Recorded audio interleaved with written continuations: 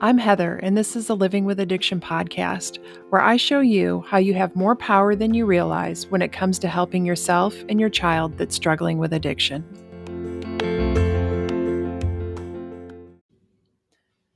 Good morning. Well, here it is Thursday morning, and I'm just now recording this podcast when normally it would have come out around 2 a.m. I want to acknowledge that it's late, and why? Because honestly, it ties in with this episode about the importance of processing emotional pain. I've been doing a lot of that lately, and sometimes I'm processing a lot of emotional pain about my breast cancer. And when I'm feeling really good, I want to be outside or doing something and living it up. So I'm not living in my normal balance right now. And last week I had or this week, I had a couple of doctor's appointments that took up way more time than I expected. And then I always need more time to process after each appointment. I need to process the information that I got and the decisions that I'm making. And I want to be as sure as I can about these decisions that are going to impact the rest of my life. So my prefrontal cortex is constantly engaged, and that uses a ton of energy. And I'm not living on autopilot at all right now. And autopilot is really how our brain conserves energy. But the expense of that is we just keep recycling thoughts and recreating our past.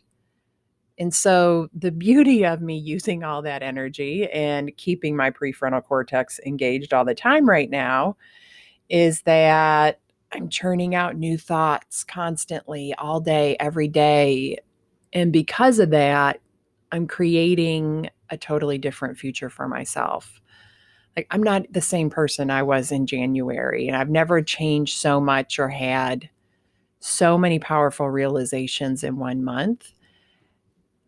And honestly, I've never been more proud of myself for how I'm showing up for myself with so much love and compassion and space to process this roller coaster of emotions that came with my breast cancer diagnosis. In the last few days, I've just had to give myself a ton of space to process my emotions and create intentional thoughts that serve me about this. And I've made it like my number one priority because I know that I'm going to win my battle with cancer and my daughter's addiction and every other circumstance in my life in my mind. Before my diagnosis, I knew that my battle with every circumstance in my life was with me more than the actual circumstance. But now I believe it like I believe the sun will rise every day. Like, it is just a given fact. When I start battling the circumstance of cancer or addiction or anything else in my life that I don't like, it has all the power. But when I intentionally turn inward and monitor every thought and question it, and then create a thought that serves me, there's really nothing to battle. There's just me knowing I can create whatever I want in my life. But of course, I'm human and I move in and out of that, and it takes a ton of energy.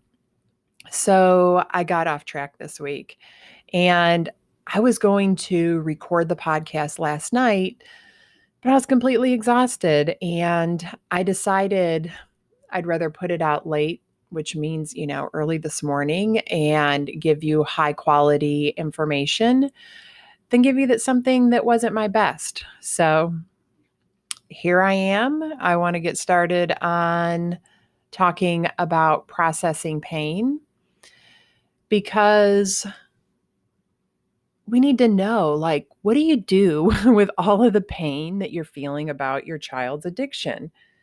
There's so much emotional pain that comes up when you're dealing with a child's addiction. I mean, or any other painful circumstance, but the difference between the emotional pain of dealing with a child's addiction and other emotional pain is that the pain from a child's addiction is relentless. It doesn't give up. It's there day in and day out. When you go through the loss of a job or a divorce or even the grief of losing a loved one, over time that pain fades. The pressure naturally releases. You get a new job and you learn to love that job and you start to forget about the old job. After a divorce, you learn how to live on your own. You learn how to love again. Even after you lose somebody you love, over time, the pain of that does fade. And in most cases, you're supported through the worst part of it. People understand what you're going through. They send over meals and they sit and talk with you and they call and check on you. But when you're dealing with a child's addiction, that pain can last a lifetime if you don't get help for yourself or have a way to process it. It's ongoing, just like their addiction is.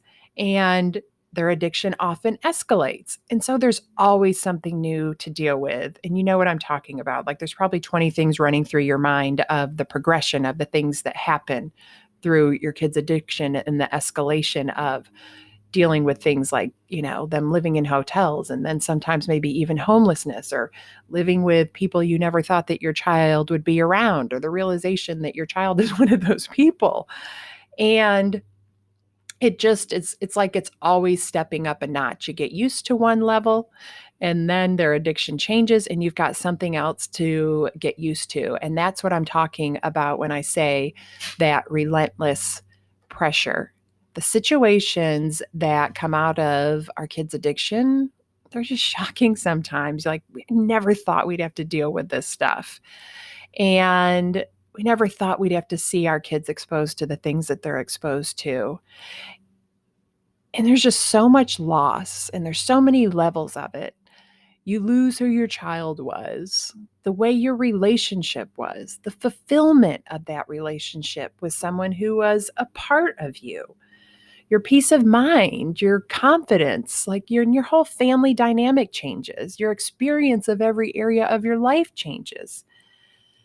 You just don't even see life through the same lens anymore. And trying to process all of that can feel like drinking out of a fire hose. It's so much, so fast, and it's overwhelming.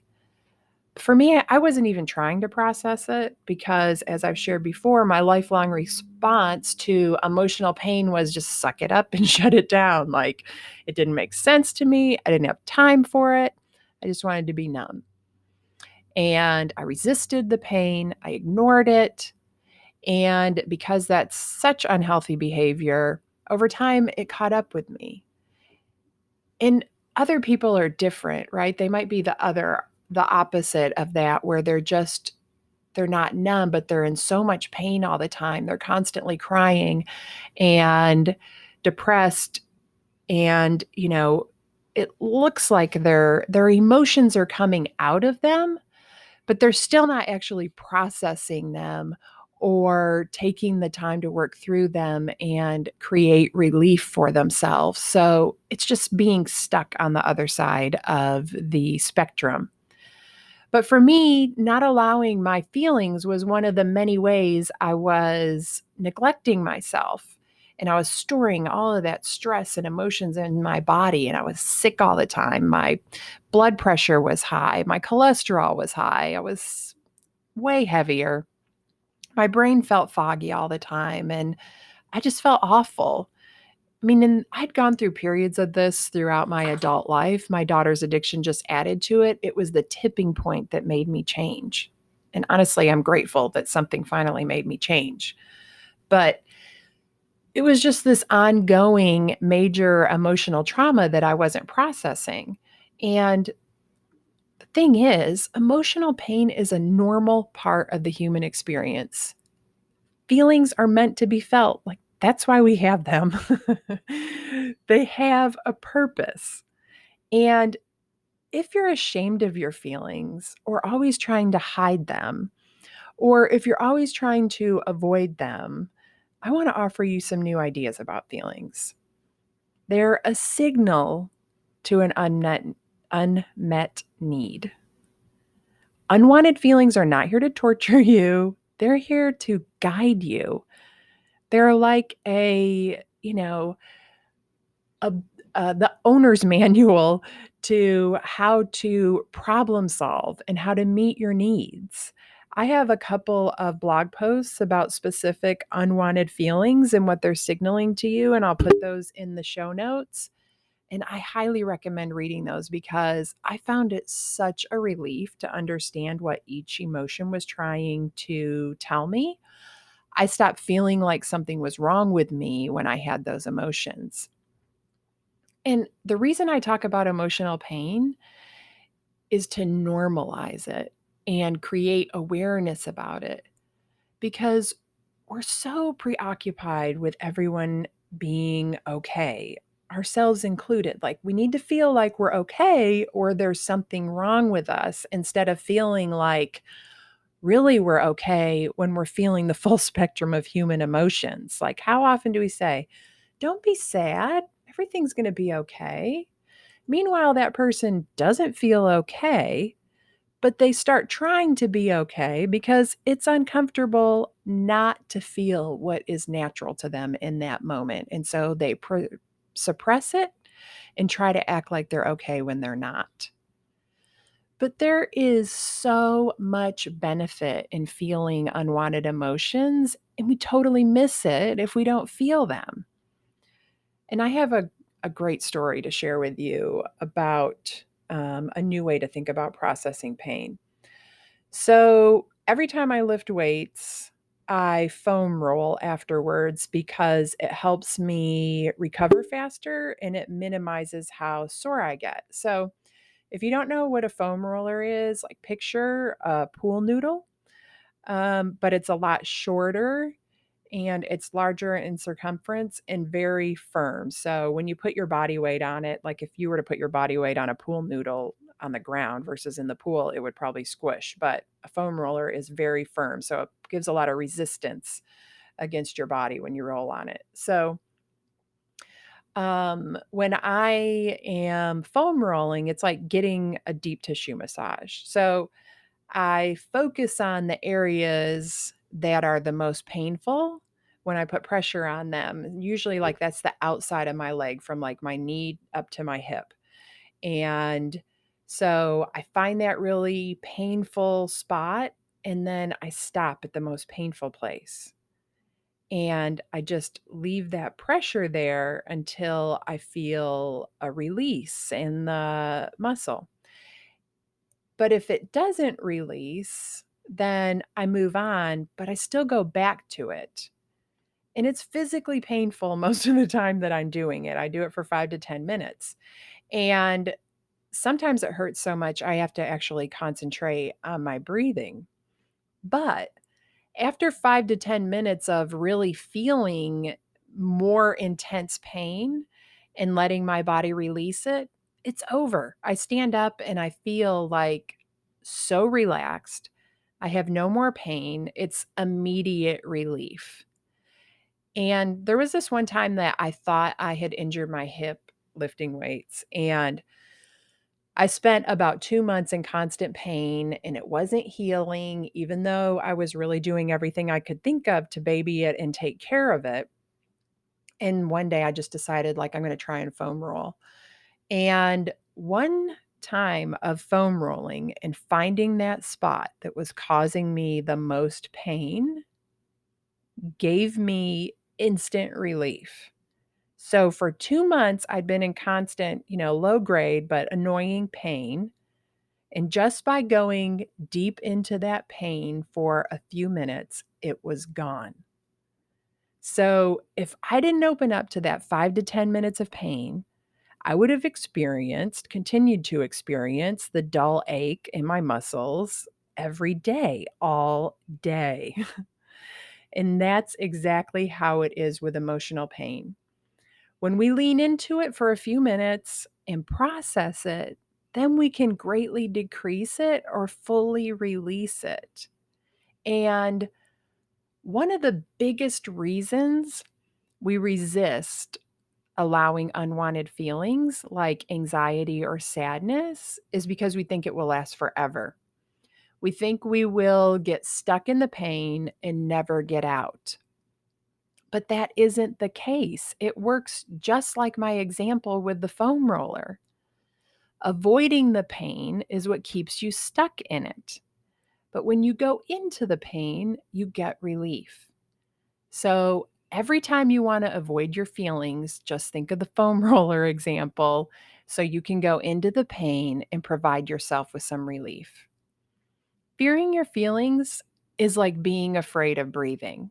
Like, you know, you're going to have to breathe, you know that it's coming. And like, if you're constantly in fear of it, then, you're going to be hyperventilating and panicking and breathing more, right? So, feelings are always going to be there, just like the need to breathe. So, why not learn how to become an expert at feelings just like you do with breathing? Like, learn how to gain command over your feelings. Like, can you imagine how different that would feel? I can imagine it because I've been doing it lately. As I said earlier, I've been riding this roller coaster of emotions with really high highs and some of the lowest lows I've ever felt since my breast cancer diagnosis. But I've really leaned into allowing it. I've been very intentional about allowing my feelings, like I was saying earlier. I mean, initially, there was this battle with inner judgment about the feelings I was having. I had a lot of thoughts about my emotions, but judgments are just thoughts, and thoughts create our feelings, actions, and results in our life. And if you don't know what I'm talking about, go back and listen to the last episode about the self coaching model because I've been getting a lot of positive feedback about it. It's really life changing information. So go back and listen to that episode. But let me repeat that because it's so important to know that judgments are just thoughts, and thoughts create our feelings, actions, and results in our life. Remember, thoughts aren't always true. And since judgments are just thoughts, they aren't always true. Did you hear that? Like, judgments aren't facts, so always question them. My judgmental thoughts about my emotions were causing me additional pain initially because until I questioned my judgments, they seemed like facts to me. But as I questioned them, they eventually faded and I just allowed my pain. Plus, the more I saw the payoff of allowing my emotions, the easier it got for me to allow it. But all of that relied on me changing my thoughts first. If my thoughts remain negative and judgmental about my emotions, I wouldn't have been able to see the positive results I was creating by processing my emotions. So I want to be really clear and make sure you understand this. I had to change my thoughts in order to change my experience of allowing my emotions. If I continued to judge myself for being sad, then the process wouldn't have been fruitful. It would have been futile. But because I dropped the resistance and judgment, every time I spent a few days in those really low places, I would come out with so much perspective about my situation. Processing the feeling is the quickest way to reduce the charge of emotion and release it. Constricting and clenching and resisting the emotion. I mean, you can feel it in your body when you don't want to feel something. You just bury it deep down and you keep it around longer, and it's just going to come up later. And you're not going to like it any better then. So you might as well deal with it at the time. But I want to speak specifically about fear for a moment because I've been processing it in a new way lately. I've been answering each fear as it comes up. And let me tell you, it's so empowering. Fears are just what ifs. What if this bad thing happens? Fear is at the root of most of our unwanted emotions. So that's why addressing it head on is so powerful. We have a need to feel safe and secure. And fear tells us when that is threatened, whether the threat is real or just in our thoughts. Which, even when it's a fear that comes from our thoughts, the feeling in our body is real. Thoughts release chemicals that create the feelings in our body, and there's no difference in what we feel in our body when a threat is playing out in real life or in our mind. I mean, think about that. It's mind blowing, right? That's the reason a thought can make you feel so threatened. That's why it feels so real. It is real. It's happening in your body. Your body's reaction to it is real, which just makes you feel even more validated about the fear. And that's why we have to question everything. Feelings we get based on thoughts that aren't facts produce real feelings in our body that tricks us into believing our thoughts are real. And then we think more fear producing thoughts, and our feelings get more intense, and our breathing gets faster, and our heart is racing. Like real physical reactions are happening in your body because of a thought. And that thought is just a made up, what if this happens?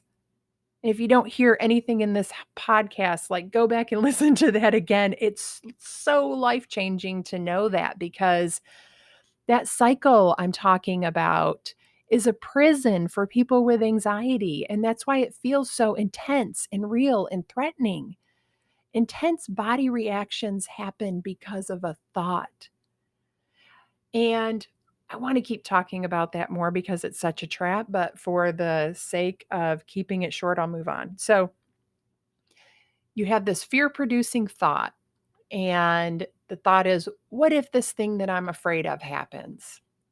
Well, this is where you normally start ruminating and thinking more thoughts about tragedy and all the horrors. But instead, I want you to stop and answer the question, what if it happens? What will you do? How will you handle it? Are you capable? I've been doing this with every single fear that comes up. And guess what? I can handle every one of them. Some of them I had pretty amazing solutions for. And those fears really, it turned out, wouldn't even impact my life like I feared they would. But I couldn't see that or feel it or recognize it until I took the time to question the fear. And some of my fears, I didn't really like my choices for handling them, but I did have control over how I thought about them. And I did have choices even if I didn't like them. The main thing for me right now is creating safety and security in my quality of life going forward. And I've never thought about my quality of life so much before. I don't really think that I actually used those words so much in my life as I have in the last month. But I'm glad that I'm thinking about it, because the more I think about it, the more positive action I take towards creating a high quality of life. And creating a higher quality of life for myself is a byproduct of addressing my fears one by one. Like, what a turnaround, right? Going from feeling the constant grip of fear and anxiety and impending doom to creating a higher quality of life for myself. That's exactly how our unwanted so-called negative emotions are supposed to work. That was me answering the signal of my unmet need to feel safe and secure. And that feels really powerful, and it creates confidence in my ability, or my knowing that I can create whatever I want for myself. And you can do the same thing for yourself by addressing your fears, by answering those questions for yourself. So I really urge you, don't just listen to what I'm saying. Don't just consume it and not do anything with it. Really put it into practice in your life. Raise your own quality of life. When those fearful thoughts come up, start answering them.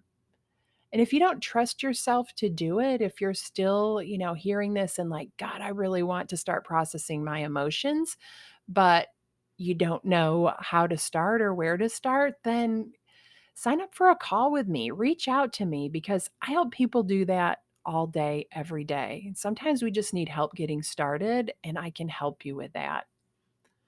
But back to creating confidence. One of the things we need to work on as parents who have a child struggling with addiction is confidence in ourselves, confidence in our ability to help ourselves and our kids, confidence in our ability to process emotions, confidence to go into the darker side of feelings and know we can come back out into the light.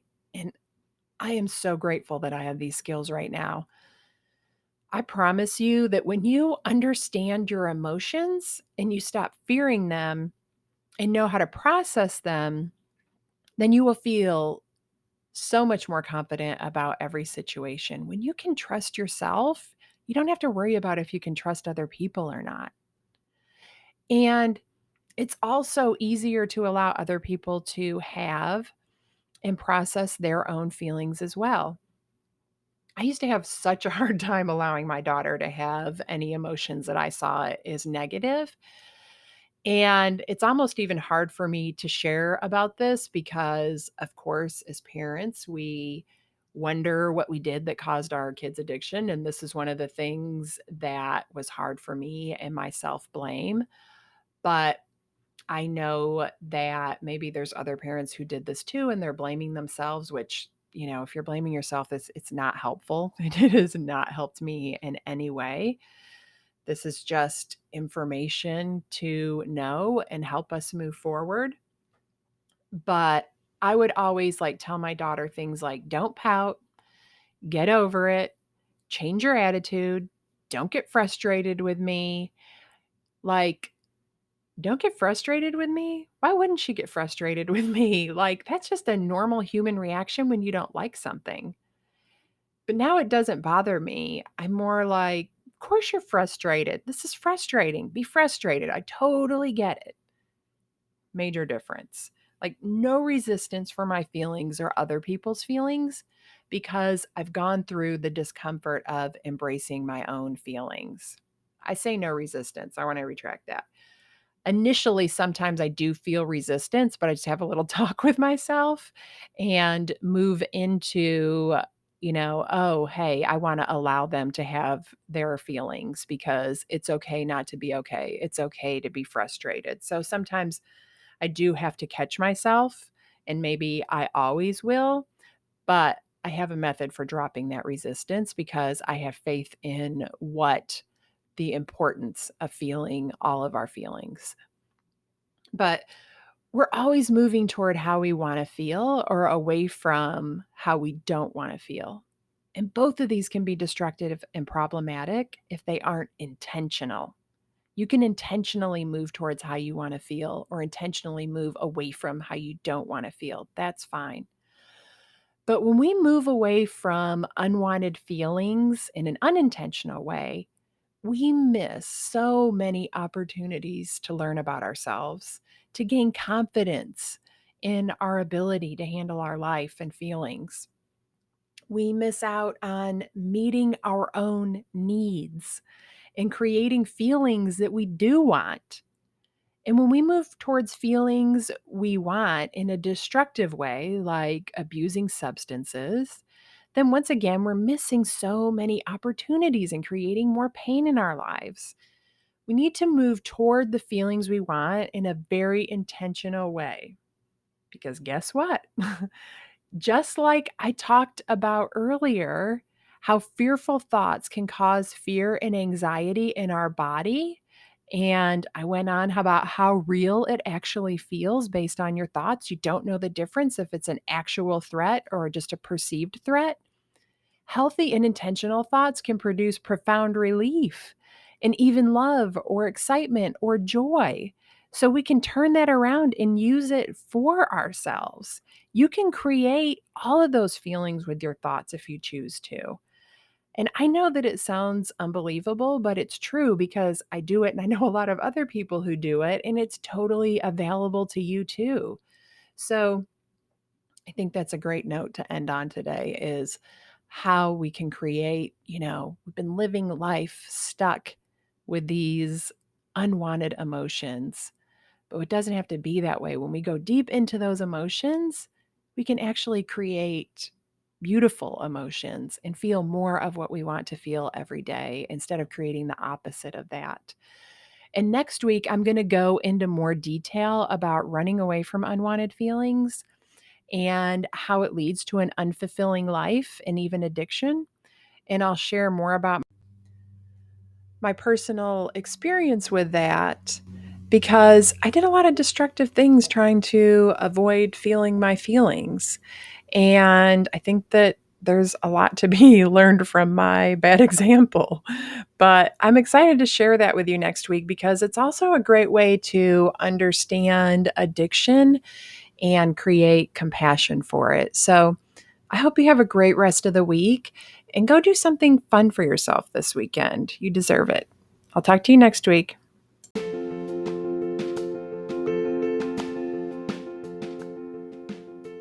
Thank you for listening to this episode. If you want to learn more about my work, go to heatherrosscoaching.com. If you want to help other parents who are struggling with a child's addiction, you can do it 2 different ways. First, you can share the podcast with them directly, or you can share it on your social media. Second, you can leave a review. Talk to you next week.